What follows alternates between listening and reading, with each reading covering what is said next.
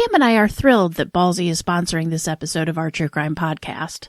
Ballsy has fun, high-quality products made right here in the USA that focus on below-the-belt care for men. Check them out at ballwash.com. Ladies and gentlemen, this podcast, truly one of the most unusual ever recorded, contains dribble, slang, and frank discussion of subject matter which under no circumstances should be heard by small children, persons with a heart condition, or anyone who is upset easily. If you are such a person, or if you're the parent of a very small child in the room, we urge you to switch off your streaming device now.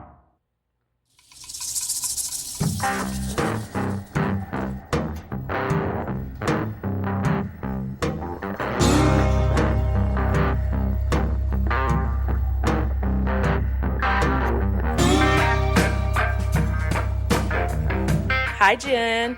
Hey, Cam, how are you? I'm great. How are you?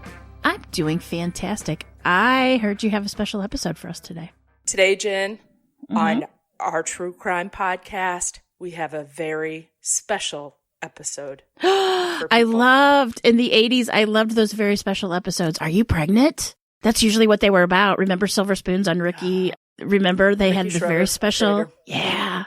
Our special episode, shall we start? Well, yes. I was just going to give you a little background, Jen. Okay. As you know, I have a problem with Netflixing. Yeah, you are a binger. I watch way too many shows and I binge way too many shows. So I was working on this episode, as you know, and it was about a serial killer. And as I was watching Netflix, they had a little teaser of something that is the second season starts on Friday, this Friday, which is January 31st. They're releasing season 2 of I Am a Killer. Crunch. All right, Very cool. I stopped writing about the serial killer, and I thought, you know what? So when I watch these shows about these killers, of course, half the time that's how I find them, or I get down a rabbit hole and it takes me to another one and another, whatever. Right. So whenever I watched the first season, I would always look up the killer, find out, some more information about him. And I thought, hey, Jen, why don't me and you do a little favor for people and kind of give them a little background on the killers that are going to be featured on I Am a Killer on Netflix, premiering Friday, January 31st. Ooh, perfect. Like I said, if somebody's on there, I got to look them up. I got to see what they look like. I got to see who they're talking about. I got, I did the legwork for our listeners. Now, like I said. Awesome, thanks. This is a little bit different than the other episodes we do. This is almost sort of like 10 mini episodes squished into a 2-part episode of our True Crime Podcast, okay? Ooh, cool.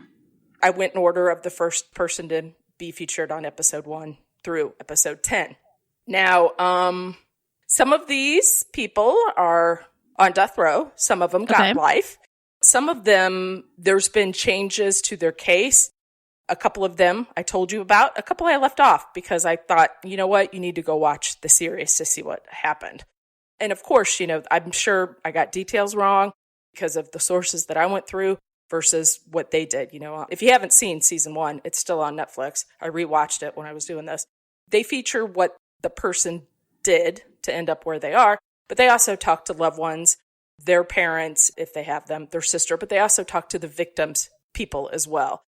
It almost presents a well-rounded composite of the murderer or killer, okay? So this is more just their crime. Stick to the facts, ma'am. That's what kept going through my head as I was writing this. So you're just writing short blurbs? Kind of. I mean, just short, kind of factual-based blurbs. About their crime, basically. Yes. About who they are and what they did to end up there. So like I said, it's almost like 10 mini episodes. So interesting, just a little bit different, like I said, at least now going in, if you are like me and you're going to binge watch that Friday, which I will, of course, you're already going to know a little bit about them, just as I do now, right? Cool. All right. Let's hear it.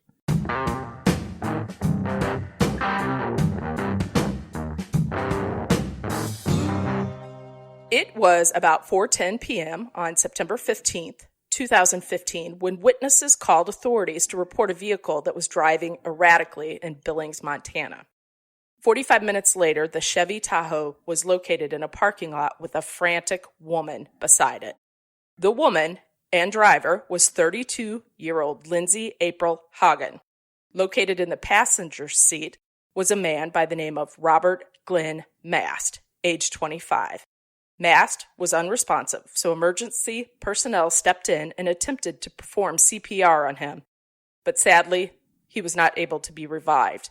Mast was pronounced dead at the scene. Now, here's a little tidbit for you. One source had him in the thing, and she was there. Another one had her screaming with him on the ground, and she was trying to do CPR on him, but failing miserably. I just went with that because whatever. You know what I mean? Yeah. Who knows? I mean, yeah. Obviously. I guess we'll find out on Friday which it was because she'll talk about it. Anywho. She will. So Lindsay was immediately taken into custody, and she would be interviewed regarding this rather bizarre situation. Lindsay waived her Miranda rights and willingly told officers she killed Robert Mast because he asked her to. Now, Lindsay claims that Robert Mast was a transient from South Florida, and the two of them had been dating since August. Now, mind you, this is only September. The couple were traveling from Olympia, Washington to North Dakota, but they had stopped in Billings at a Walmart to eat some pizza and drink some wine. I swear to God, Jen, if I die in a Walmart parking lot. Fantastic date ever. As the couple were in the car, Lindsay claims that Robert Mast asked to die. Now, apparently, Lindsay has always had, I guess, a bit of a fantasy to, quote, kill someone with her bare hands, okay? She wanted to know what it felt like, and she thought, hey, I finally got my opportunity to do this because he's asking me to do it. Lindsay said that she then climbed into the backseat of the car and put her arm around Robert's neck as he sat in the passenger seat. So she was behind him, strangling him, basically. She described in detail the process of Robert's death to officers and said at one point he began to foam at the mouth. She said she then left the Walmart parking lot. Lindsay was leaving, I guess, the area to get rid of his body. So she did exit that parking lot. All of a sudden, had a change of heart, pulled into a Domino's parking lot, Domino's Pizza, which was located, just like kind of right down the street. And it was here that she attempted and failed, basically, to perform CPR on Robert's lifeless body. Initially, Lindsay would deny that she was responsible for Robert's death, but then she changed as time went on, probably because she had to. That was part of the plea bargain, don't you know? Of course, there's a plea bargain. Lindsay would plead guilty to deliberate homicide in exchange for a recommendation from prosecutors that she only receive a 65-year sentence. In Montana, the charge of deliberate homicide carries with it a sentence that could be as high as 10 years, and she didn't want that, so she went ahead and decided to do the plea agreement, hoping it would get her less time. Now, Lindsay, you see, Jen, she's a little unique in her background. Lindsay had served in the military for 10 years, and she even volunteered for a tour in Kuwait where she was a gunner on a Black Hawk helicopter, which I thought that was pretty cool, really. I mean, right. Terrible, but cool. She's not your average, day worker, right? Like 8 to 5. That, I'm sure, was extremely stressful, which brings me to my next point. During court testimony, it was established that Lindsay had suffered some abuse during her lifetime. And you're going to see with every single one of these, this is what I texted you about the other day, every single person in here, I believe, has suffered some sort of abuse. A lot of them have. A licensed clinical professional counselor named Lisa Matovich Brooke was brought in to testify about the state of Lindsay, the state of her mind, where she was, where she had been, and how it affected her. The counselor had stated that Lindsay's father was abusive towards her, which made it obviously a rough start for her in life. Leaving one abuser to another, she met a man, and the two, both in the military at the time, got engaged. The man would turn out to be less than kind. He would repeatedly rape and beat her. Often, he broke her nose and her hand. He even almost killed her when he threw her across the room, and it caused her head to hit the bathtub. And then he would end up strangling her until she passed out. What is wrong with people? Seriously. Yeah, that's not a very good, loving relationship right there, is it now? No. Lindsay, who was a sergeant at this time in the National Guard, got sick of the abuse. She went to her commanding officer and she told him everything that had happened to her. Her commander, in an effort to get her safe and keep her safe, decided to have Lindsay stay in the barracks on base. Now, she would still continue to reach out to her abuser / ex-fiance during this time to keep in touch, which is, I mean, I've never been there. I don't know. The counselor would testify that all of this abuse led to PTSD as well as battered women's syndrome. Mm-hmm. And it was all of this that would lead to Lindsay trying to make Robert happy. So she complied with his request to kill him. That's the counselor's words, not mine or yours, by the way. Prosecutors were not buying it, claiming that Lindsay did suffer some abuse. Maybe she did, but that in itself does not cause someone to take another person's life. No. Which I agree with. It shouldn't. Robert's stepmother, Mindy Pendleton, testified during the hearing saying that Mast was a traveler who was different than the rest of the family. He liked to kind of, march to his own drum, as they say. Mm-hmm. He would kind of go state to state looking for work and work for a while, take off, travel. I'd kind of say like a hippie. That's what it sounds like to me, which is fine. Totally fine. Love hippies. It's all good. Pendleton said, his life mattered. It mattered. It mattered to all of us. He was loved and he was loved well. She would tell the court that she believed Lindsay should, in fact, spend the rest of her life in prison for taking Robert's life. She should? Lindsay should. Okay. The killer, not the mom. Well, that's true. Lindsay would testify in court stating, I feel like I deserve whatever I get because I can't bring Robbie back. At the end of her testimony during the hearing, she requested 25 to 30 years of her sentence be suspended so that she could try to be a productive member of society again. After all, she had already served a good portion of her sentence. No, she didn't. In June 2016, Lindsay would stand before Yellowstone County District Judge Gregory Todd, boy, that's a mouthful, and plead guilty to the death of Robert Mast. Lindsay was sentenced to 60 years in the Montana State Women's Prison. Wow. So she got less than even, Yeah. I can't wait for that episode. That sounds really good. I'll be sure to watch that on Friday. Here we go. We're moving on to episode 2, Jen. Okay. You like the vibe of this, how it's going? Just little blurbs. Some of these are longer, but Yeah. I just did it in the order. Just gave us a little bit. Make sure if we want to watch it or not. There you go. Or now you know a little bit about Lindsay and Robert. Too. Fuckers. Our next episode 2, Jen, has a lot of components to it. Okay, so this is centered around juveniles committing a heinous crime. Which punishment should they get? Does the punishment fit the crime? If their brains are developed or not developed at that time. There's a lot to this, right? Mm-hmm. So I just decided, again, to stick to the bare minimum. Because this one, I found a lot of info on this. This little guy, that's the joke there. His last name's Little. Okay. It's January 25th, 1998 in San Antonio, Texas, when 17-year-old Leo Little, along with an accomplice named Jose, would kidnap and kill a 22-year-old man. But Leo Little's trouble started way before this cold Texas night. Leo Gordon Little, known as Gordy by his friends and family, was left without a male father figure in his life at age 10 when his dad just simply left. Family and school officials noticed Gordy changed after that. He was not the same. He became very angry and troubled and even was called explosive by a school psychologist during a school evaluation at age 13. Now, this evaluation would even earn him the label of emotionally disturbed. Even though he seemed to possess an average IQ, he was taken out of regular education classes and placed into special education classes in an effort to better deal with his behavior.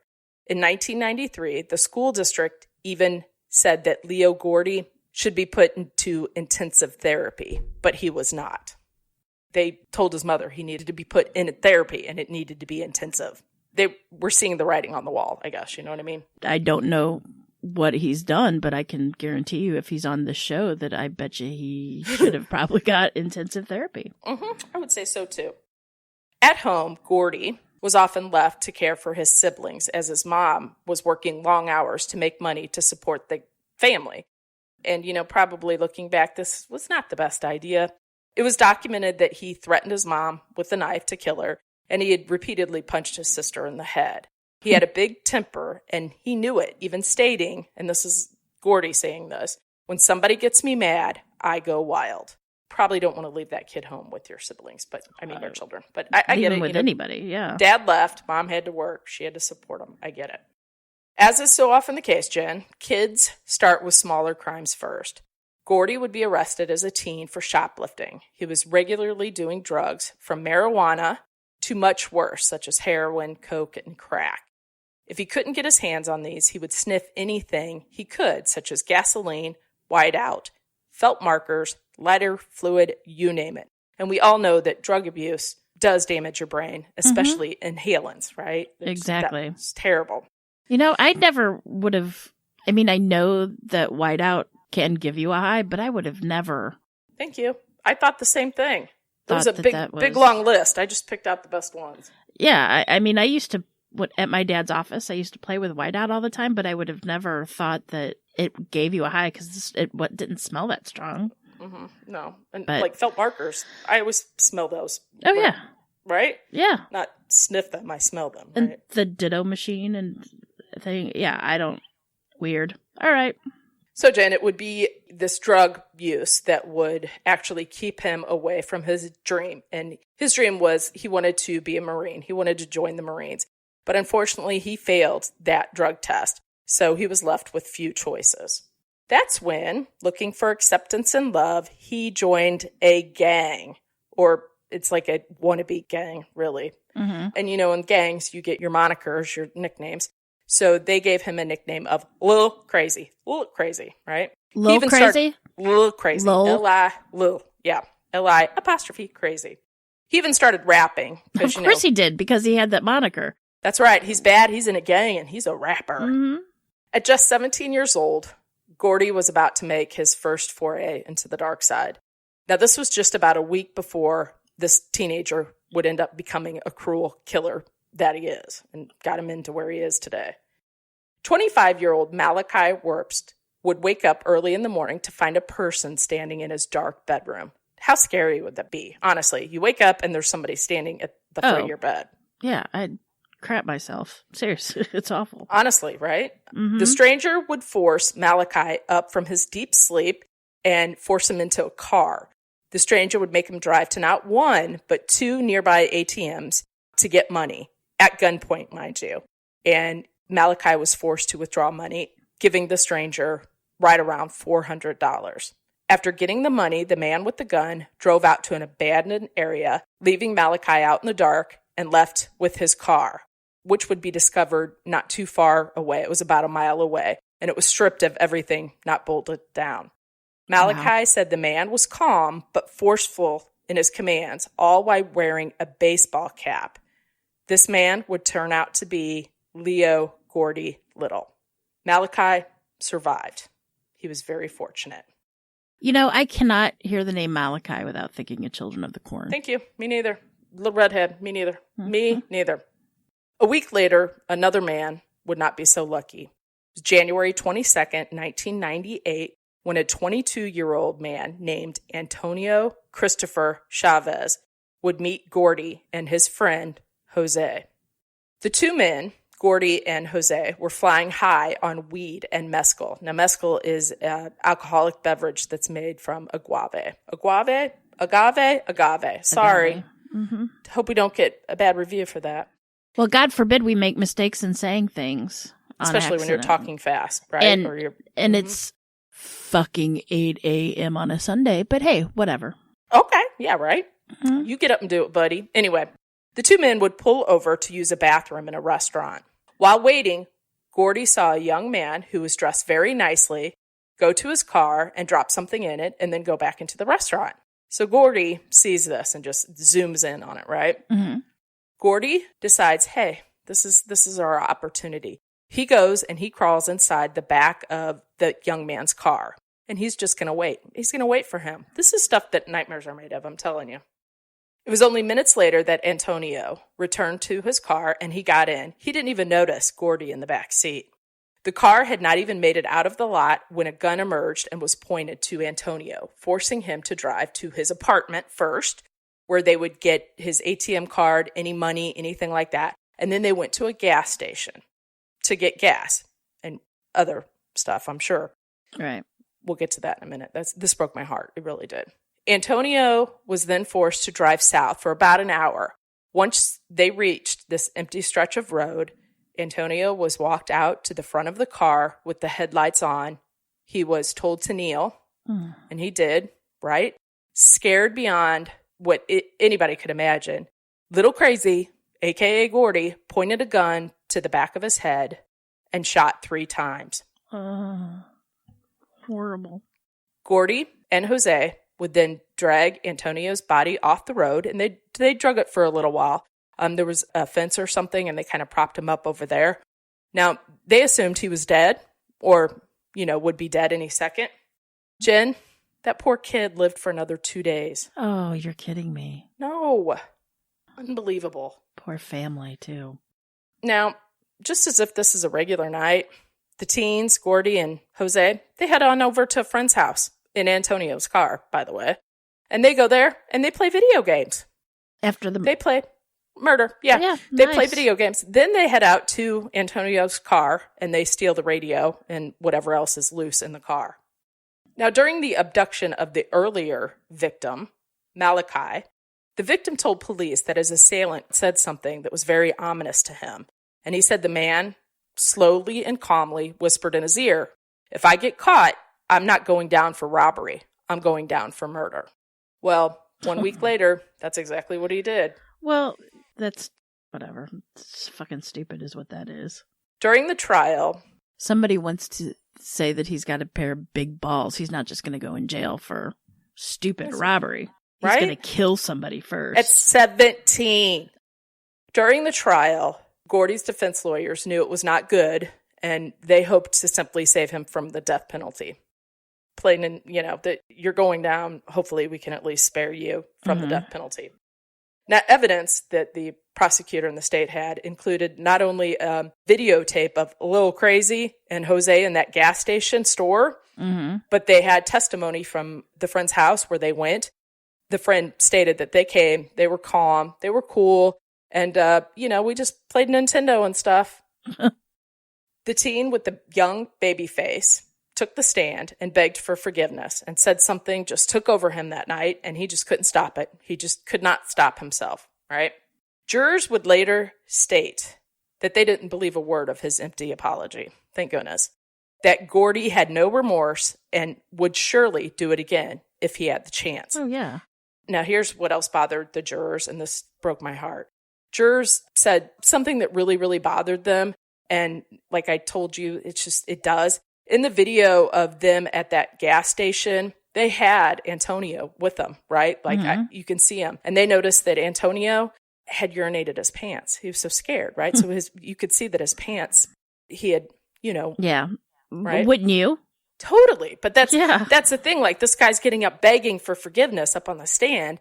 But then you counter that with this poor young guy. Right. He showed no empathy or forgiveness Nothing. for the kid that he murdered. So he should never have gotten sympathy from the jury.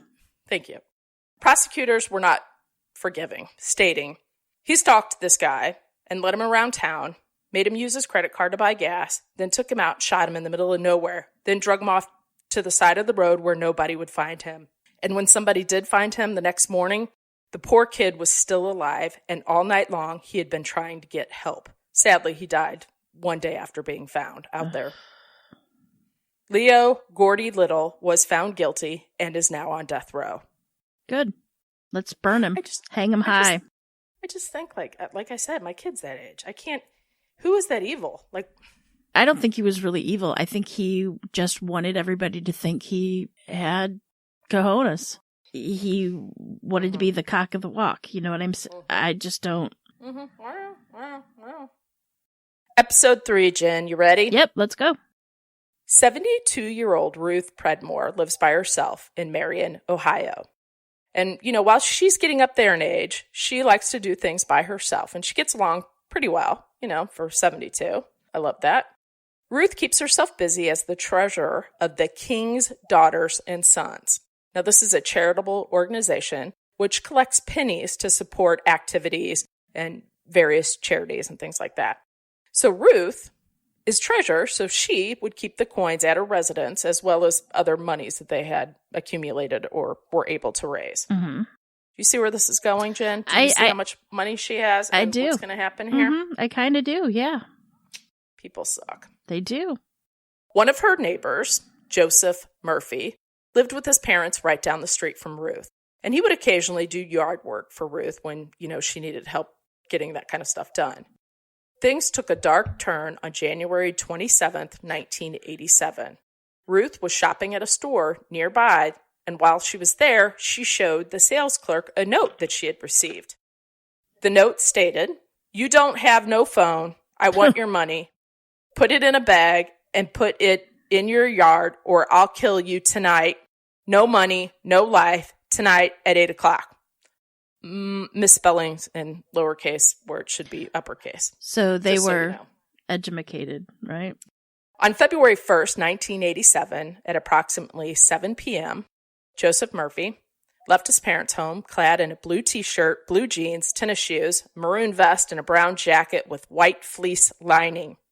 That's important. I'm not really sure if it is or not, but it's in there anyway. He went to a local gas station on the corner of David Street and Bellefontaine Avenue and requested penny wrappers. Like when you roll up pennies to take to the bank? Okay. Just wanted to make sure that everybody knew what that is. I got you. A clerk provided some used penny wrappers, gave it to him. At approximately 9 p.m., Joseph telephoned his mother and informed her that he had found a credit card. At approximately 10:30 p.m., Joseph returned home. Although his hands and face were covered with blood, he displayed no cuts or bruises on his body. There was no blood on any of his clothing, including that fleece-lined jacket. I just added that. He explains that the blood, Jen, was the result of a fight. Okay? Was he fighting for his right to party? I think he was. I'm not sure. He then went into the bedroom of his brother, Michael, and they counted pennies and placed them in the paper penny wrappers that he had gotten earlier. The next morning, Joseph had a black bag of pennies and paper rolls, and he even offered his mother, "Do you want some of this?" Because she was looking for some money for cigarettes, and he nicely said, "Hey, you want some pennies to go buy cigarettes?" Well, that's nice. Okay. Right. Yep, sure it is. So the next morning, Jackie Valentine, who was a supervisor for this human services organization that would deliver, Meals on Wheels kind of thing, they were getting ready to deliver a meal to none other than Miss Ruth, right? And on February 2nd, 1987, Jackie Valentine received a telephone call informing her that Ruth had not responded when the meal was delivered to her home. Now, upon arriving at the home of Ruth, Jackie Valentine entered the unlocked door and discovered the lifeless body of Ruth. Jackie Valentine called the police immediately. Jackie Valentine. It sounds like a fake name, doesn't it? Jackie Valentine. It sounds like a mobster name, doesn't it? It does. Yeah. Jackie Two Hearts Valentine. The first officer to arrive on the scene was Detective Sammy L. Justice. Discovered footprints in blood on the front porch and blood splattered on the screen door and wooden front door. Thereafter, agents Robert D. Setzer and David Barnes of the Ohio Bureau of Criminal Investigation and Identification, the BCI, I didn't even know existed, searched the house.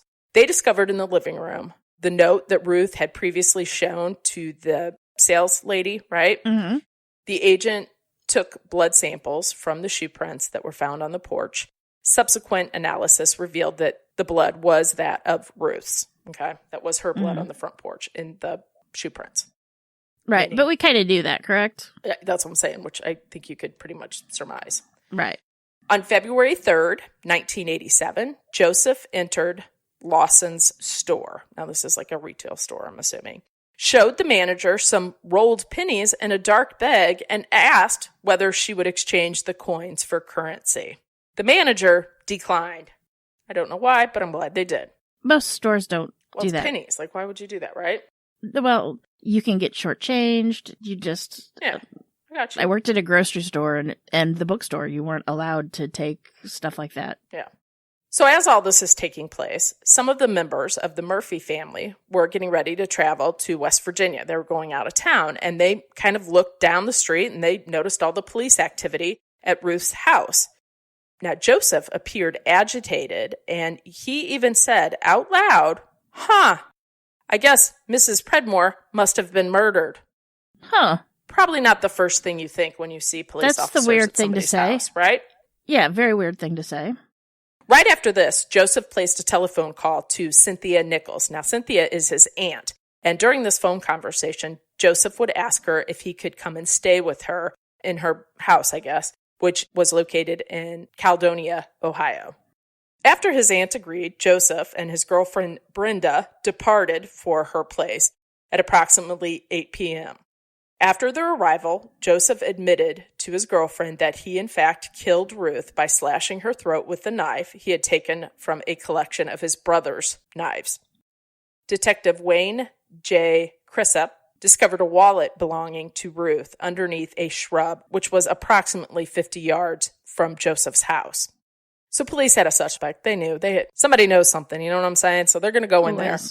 Police go in and search the Murphy residence, and inside they find a pair of gloves, a brown windbreaker jacket with that lovely white fleece lining. Mm-hmm. They also find a woman's purse, penny wrappers, rolled pennies, and a writing tablet that was actually the same type of paper that was used to give to Ruth, that note that I'm going to kill you or give me your money note, mm-hmm. right? Right. They also located a pair of blood-stained blue jeans. Ding, ding, ding, they got their guy. Police then travel to Caledonia, arrest Joseph, and advise him of his rights to remain silent. At approximately 8:06 p.m., agents go and search the trailer of Cynthia Nichols. Among the items recovered there were a pair of tennis shoes and a maroon blood-stained vest. Subsequent analysis of the tennis shoes, the gloves, the jacket, the purse, the blue jeans, all reveal the presence of type A blood. Now, Joseph and Ruth both had type A blood. 16% of the population have the type of blood with this particular enzyme factor that Ruth's blood had. It's confusing, so I'm just leaving that out, right? But you will have to watch the documentary. There you go. Joseph was transported to the Marion police station. During the interview, Sergeant John Gosnell had alluded to some other issues, shall we say, that Joseph has had in his past. And these included, and you're going to be shocked here, I'm telling you, Jen, arson and breaking and entering. Huh. Right? Mm-hmm. He decided he needed a break from the interview, Joseph did. Mm-hmm. So he shut down. But then he did go ahead and grant a second interview. Joseph, of course, denied any involvement in the death of Mrs. Ruth Predmore and implicated somebody else, which was his brother-in-law instead. Joseph was so positive that his brother-in-law committed this crime that he volunteered to submit to a polygraph exam. I bet you that went well for him. No, sure did not, Jen. February 8th, police go and again, they search the Murphy residence. And it is here that they recover a knife, and the knife is lodged in the concrete foundation of the home. Now, this knife did belong to David Murphy, which was Joseph's brother. Remember, he had said that he took that knife from his brother. The analysis of the knife revealed traces of blood. Shortly after the search, Joseph's mother discovered a plastic bank card. Remember, he said, hey, I found an ATM card or credit card, remember? Look what I found. Yeah. Right? And the card did have the name of Ruth Predmore on it. The card was located under a mattress in the basement. Coincidence. What It's a coincidence. just a coinky-dink, right?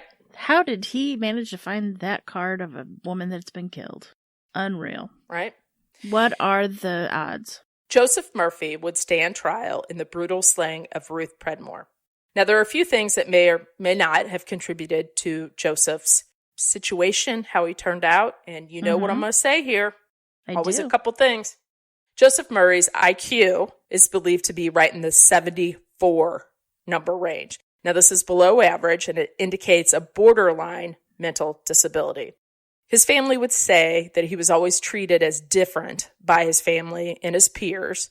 But, family's just part of the problem. Or maybe that's the start of the family. Sometimes families are all of the problem.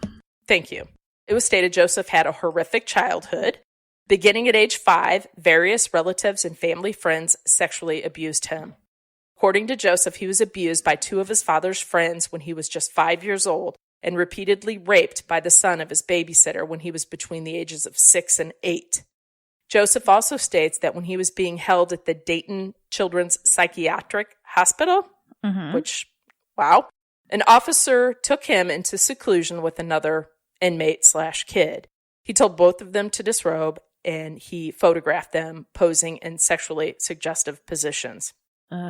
During a subsequent trial, like I said, I leave out tidbits of info so you see where this is going. During a subsequent trial, a psychologist was brought on the stand to evaluate his mental ability or disability, as well as his criminal responsibility and competency.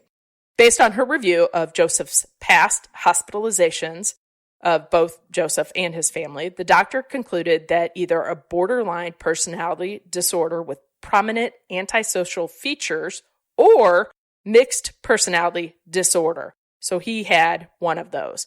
In either case, Joseph's disorder is severe, chronic, and disabling.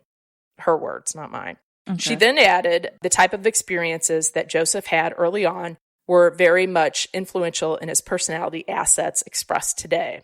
I would say the opposite of assets, but okay, whatever. If he had had other experiences, I couldn't say what he would be like, but it's clear to me that those experiences very much affect how he looks at himself, how he looks at other people, and how he regulates his behavior. And there is a change to this case, Jen, like I said, but I'm not going to tell you. You're going to have to watch Netflix I Am a Killer premiering Friday to find out what happened to him. Okay, I'll do it. So that is episode 3.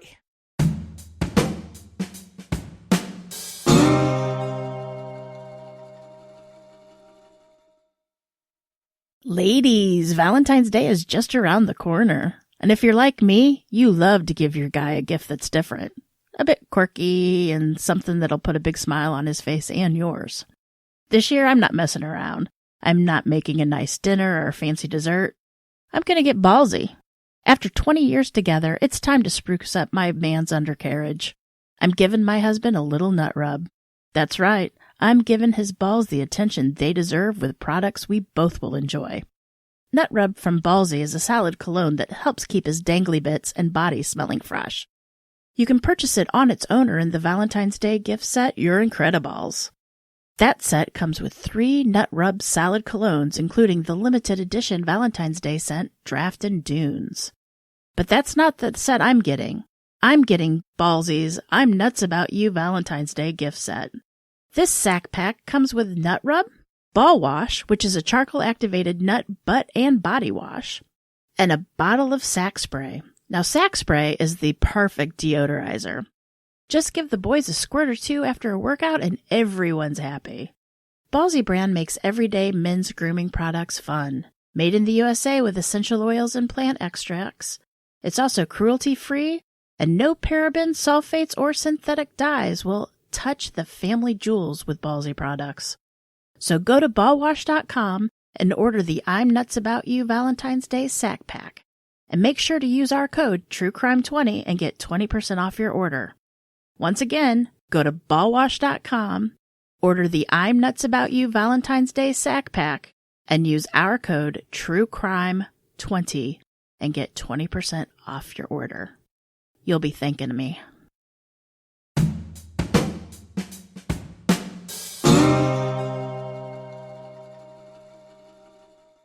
Episode 4, Linda Couch. Walter Douglas Couch, aged 35, was a husky sort of guy who never smoked or drank. He was a hard-working man with a wife, Linda, and 3 children. So on October 13th, 1984, when Walter was shot in the head as he was sleeping on the sofa, the community was stunned. But when the truth would emerge, it was pure shock. So to get the full gist of the story, Jen, we got to go back a little bit. right? Sometimes you got to go back to go forward. So here we go. 15 years earlier, when Walter would bring a 16-year-old girl named Linda home, his parents were kind of not too keen to the idea because Walter had wanted Linda to stay with the family, right? And she's 16. He is older than her, but still, right? That would be more than a little weird. Walter's mother was not very happy with this arrangement, and she even told him this. So Walter and Linda fixed the problem, Jen. Oh, yeah? They got married. Oh, good. So the couple would continue to live with Walter's parents even after the couple started having babies. Now, obviously, it's going to get crowded, and it would continue to get crowded as long as they're having children and continuing to live with Walter's parents. So Walter's dad, who was named Walter Sr., wanted nothing more than to have his son be happy. So he decided to sell the family home to his son for just $1. I mean, that's just so that you can say you bought it, right? Right. Walter Sr. and his wife, Dorothy, would move just down the street because they wanted to stay close to the family and the grandbabies and all that good stuff. In fact, I think they only moved like one house away. The grandchildren would come over and stay with the grandparents often. They would often eat dinner over there. Walter would pop in all the time, at least every few days. They would have to hear from him. So when Walter Jr. didn't stop by and 10 days had passed, both of his parents thought that was a little weird. But it had become fall, and, maybe Walter was not feeling so good. That's what they thought, right? But Walter Sr. still kind of felt that something was off, so he decided to do a little investigating, which I admire him for this because I would too. Walter Sr. decided to swing by the courthouse and pull the deed on the house that Walter had given his son. Right? Because he did sell that to his son and his wife. Now, the odd feeling soon changed to disbelief with sickness. The deed possessed only one name on it, Linda Couch. Ooh. Walter Sr. hopped in the car, immediately went to get Dorothy from work because something was not right. I can't believe that the dad would automatically do that, That's a little odd. Why? Right? I don't know. That just wouldn't be my first thought. And they must have known something about her. A little bit weird, or right? suspected, yeah. So Walter's parents go directly to their son's house. Now, you see, it was just a few weeks ago, Jen, that the 3 children, Douglas, Roxanne, and Danielle, had all helped their mom fix that erosion problem she had in her yard. You see, There was an erosion problem out there, and she had asked the kids to help her dig a hole. They were going to fix this erosion problem by placing a giant red carpet that was held together by clothesline.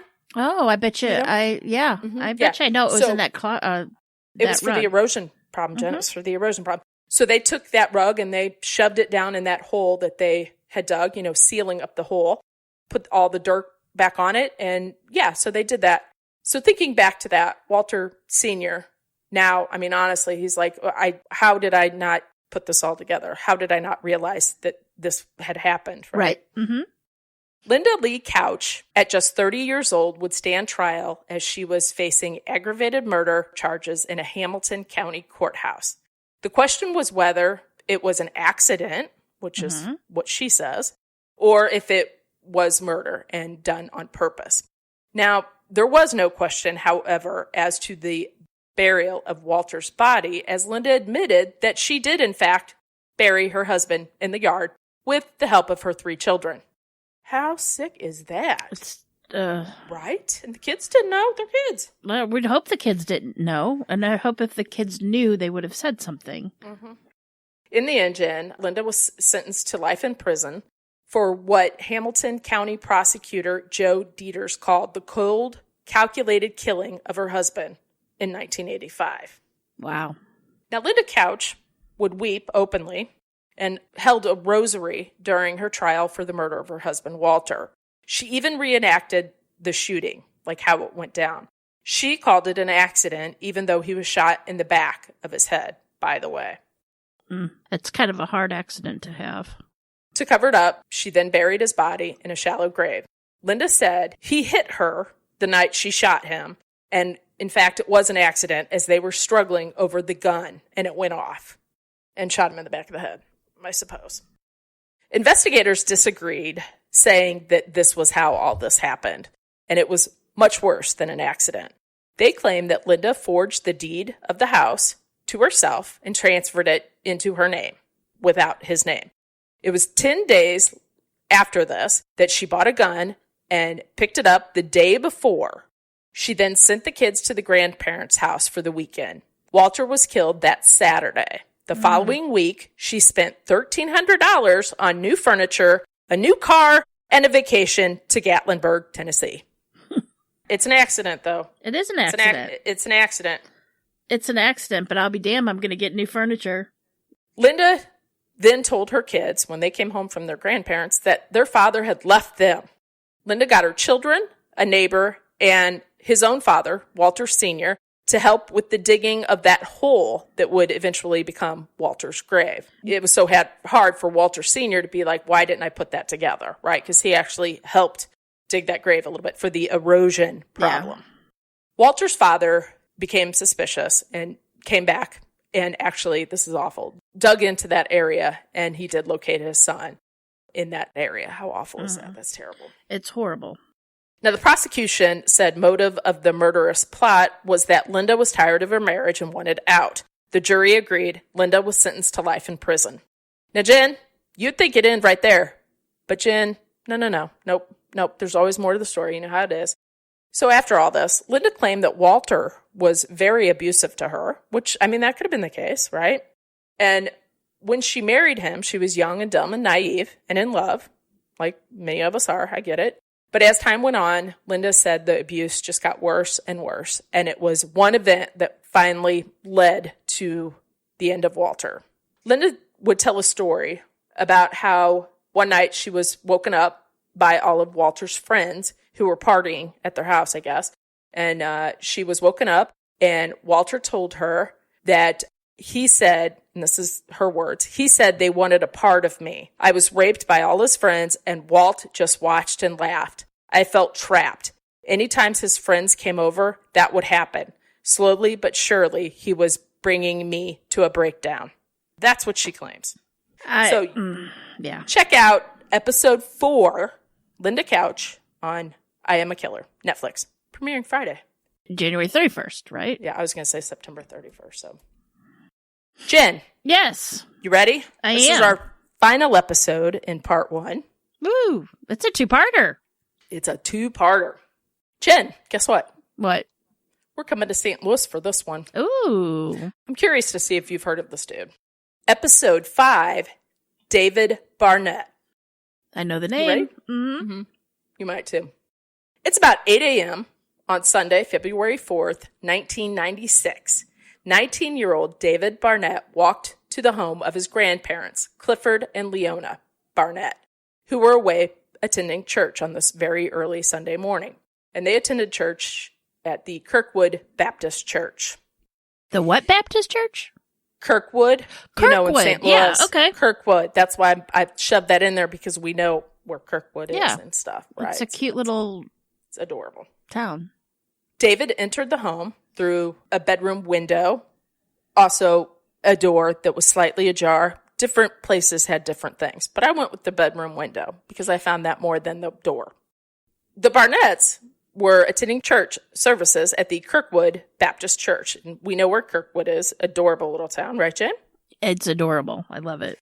David entered the room through a bedroom window or a door that's ajar. I found different things, but I went with the bedroom window. He sat down on the couch and turned on the television, and he soon fell asleep. When he awoke, he phoned his stepbrother Scott and boasted that he had just won the lottery last night and had suddenly come into a large sum of money. Jen, if you ever call me and tell me that, I don't even know what I'd say. I'm just saying. Why? I don't know. I'd just be happy, and then I'd be mad because it should be me. Of course. It'd always be me. Duh. I know. It's always about you. David Barnett was waiting for his grandparents when they returned home around 1 p.m. that day. His grandmother would say something to him, which apparently angered him. Something about falling asleep again, or I don't know. In any case, it angered him. And David would later testify that he ran over to her and pushed his grandmother down. Oh, sweetie. As he was doing this, his grandfather heard the ordeal in the other room, and he stepped in, grabbing David. David said he pushed her down in the hallway. He then pushed his grandfather to the floor, kicked him in the head, while his grandfather grabbed David by the ankle. While his grandfather was on the ground, David grabbed a knife that was lying on a nearby kitchen table and stabbed his grandfather in the neck. David inflicted 10 stab wounds and numerous cuts to his grandfather's neck, face, and hands. What is wrong with people? I've been saying that all my life. I don't know. After he killed his grandfather, David returned to the kitchen to get 2 more knives and then began stabbing his grandmother in the neck as well. She suffered a total of 12 stab wounds to her neck and numerous cuts to her face. After the attack, David took one of the knives and hid it in the bedroom between a mattress and box spring. Why he took one knife and hid it when there were several, I have no idea. I guess, obviously, he's not thinking straight.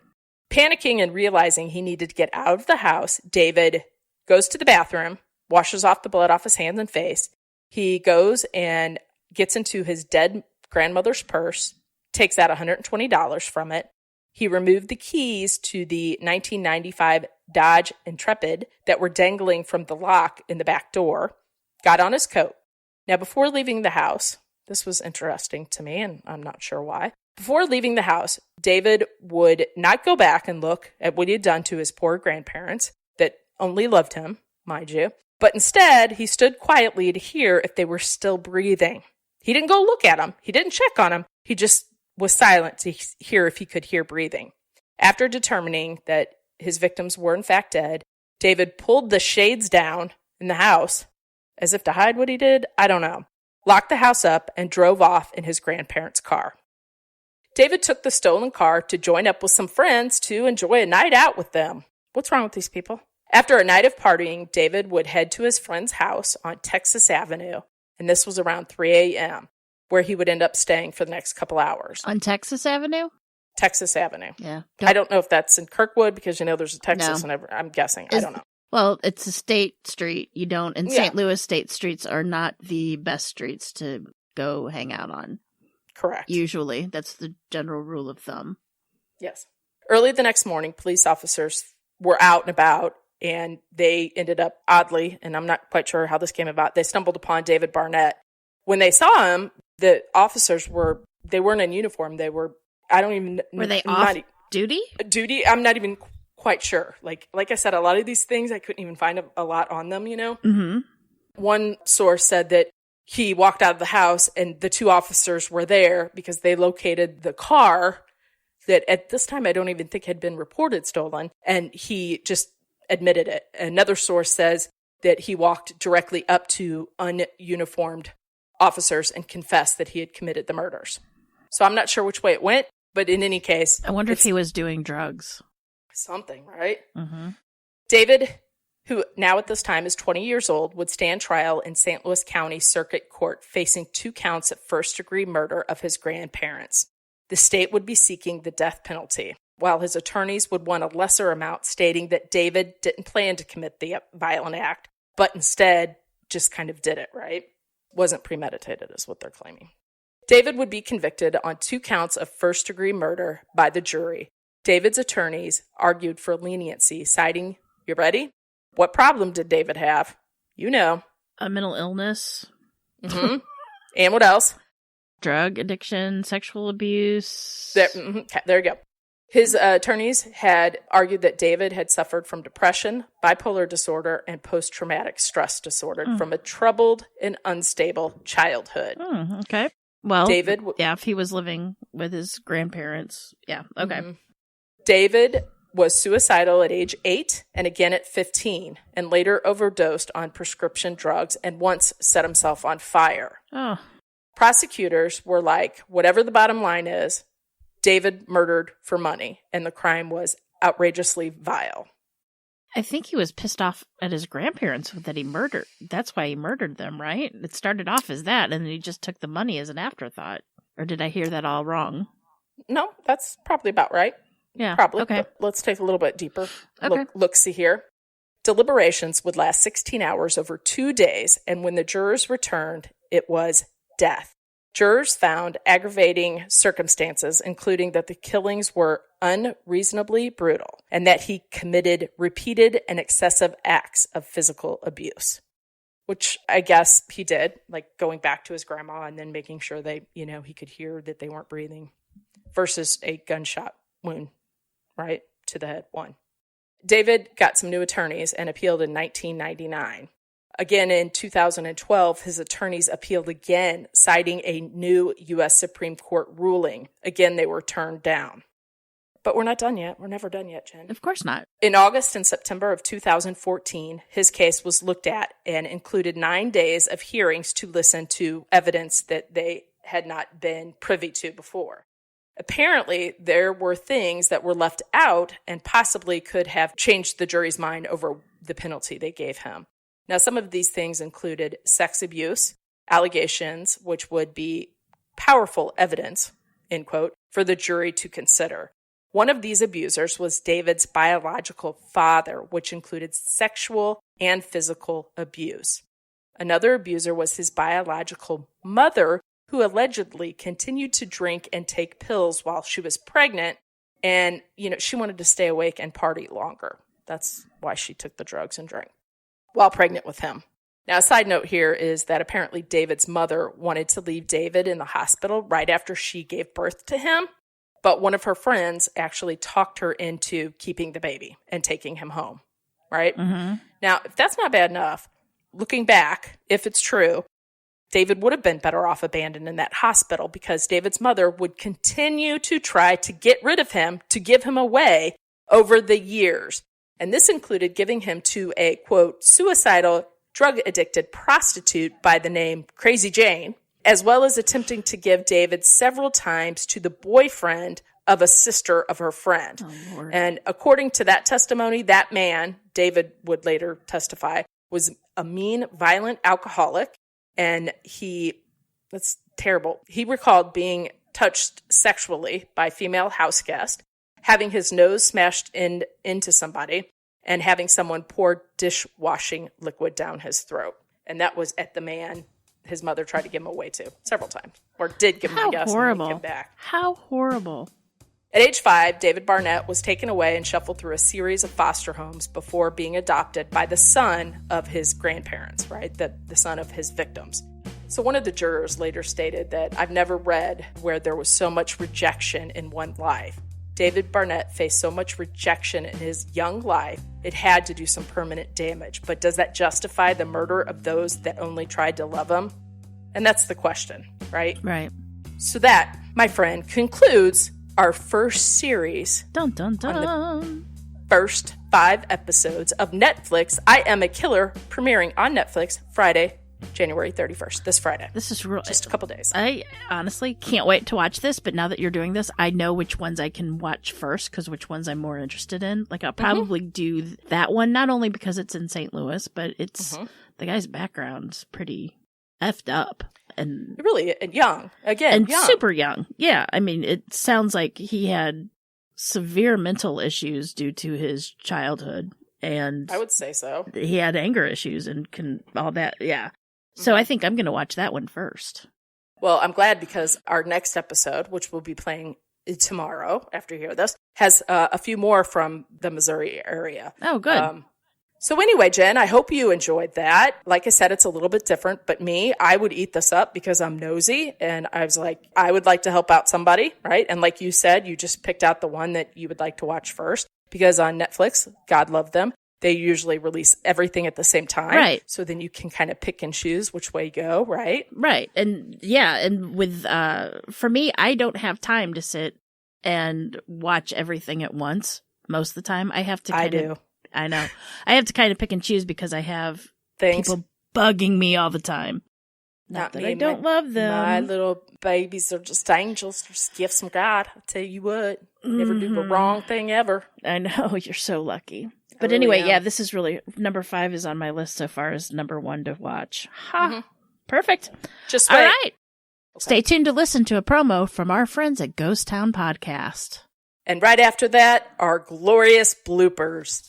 So remember, Jen, lock your doors. And keep passing by those open windows. Bye-bye. Love ya.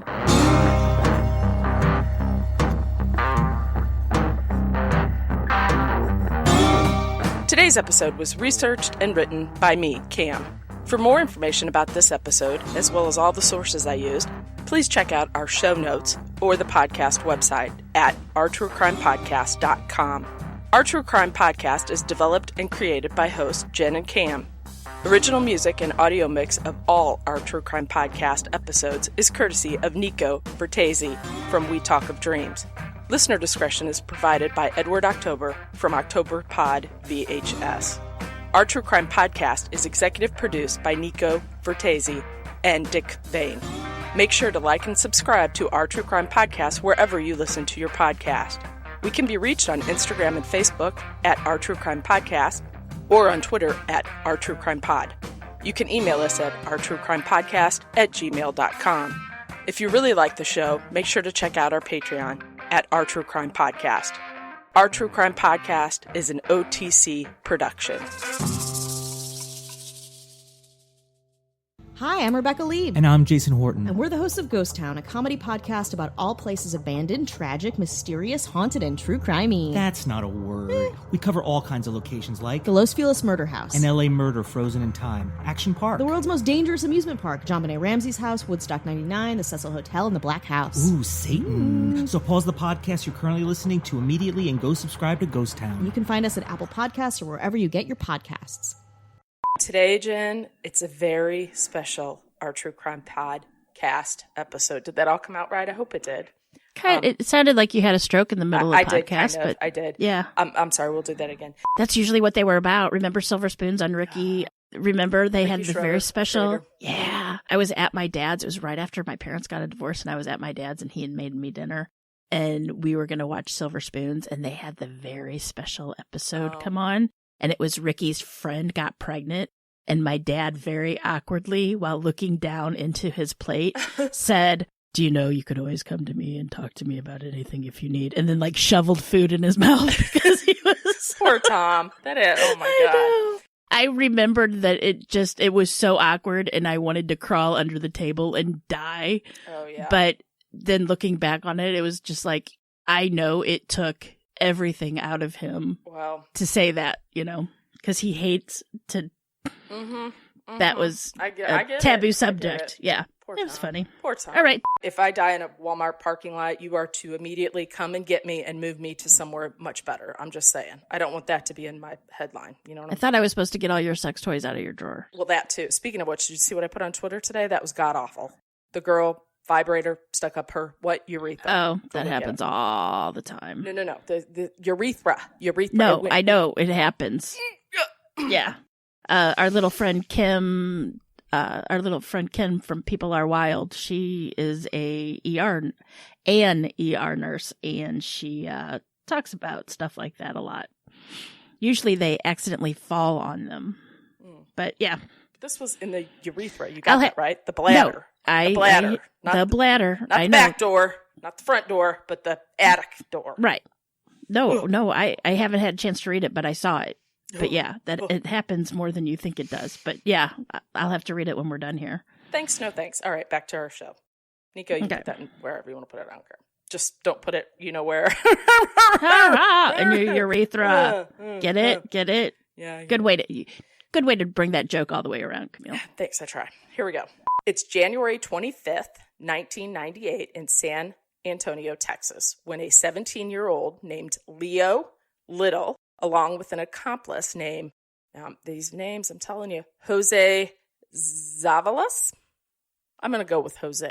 We're going to back that up. Back that thing up. Back that thing. Okay, sorry.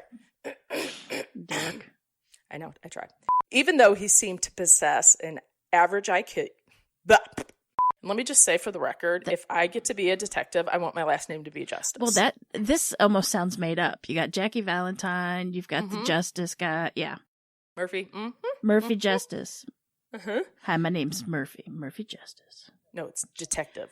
Oh, that's why it's better. Detective. My name's, Detective Samuel Justice at your service. Okay, sorry, you can cut all that out, Nico. Still funny, though. Or add its bloopers or whatever you want to do. Yeah, just first off, try to make us sound smart, not like your boyfriend's bimbo girlfriend, or not like your best friend's bimbo stupid girlfriend. Witty, dim-witted girlfriend. Fuck him. That's all I have to say. Fuck I was like, Honestly, Jen, I was like, you and I had just talked about this. Like, maybe it was at work. I don't remember. But I was telling somebody, and I said, I think the worst insult is to be called stupid. Like, that you're just not very smart, right? That you're not bright. Because you can lose weight. You can have a facelift. There's no IQ lift for your brain. Yeah. Like, you're dumb. You're stuck with it. And then that reviewer said, we were dumb. I know the term agoraphobia. It's fucking early in the morning when we do this. We've said this before. Sometimes your brain doesn't say right. You don't even catch it. Yeah. And not only that, sometimes you do mispronounce words. St. Louis, envelope, epitome. Kavit. I mean, Kavit. Sometimes it happens. But we have so many others that said that they like us. And fuck him if he doesn't like it. It's okay. A woman. We have 85% of our listeners are women. So, and I think only 10% of our listeners are 60-year-old men. That we know of. I don't know. Well, from the Spotify. I'm kidding. Yeah. It was a joke. It's a joke. Just a joke. Just a joke. All right. But still. Back to the story. Fuck them. Yeah, sorry. Sorry. I'm just scrolling the paper up here. Scrolling. Keep that pewter going. Right. Man, my butt is swollen. During the sexy. During the sexy.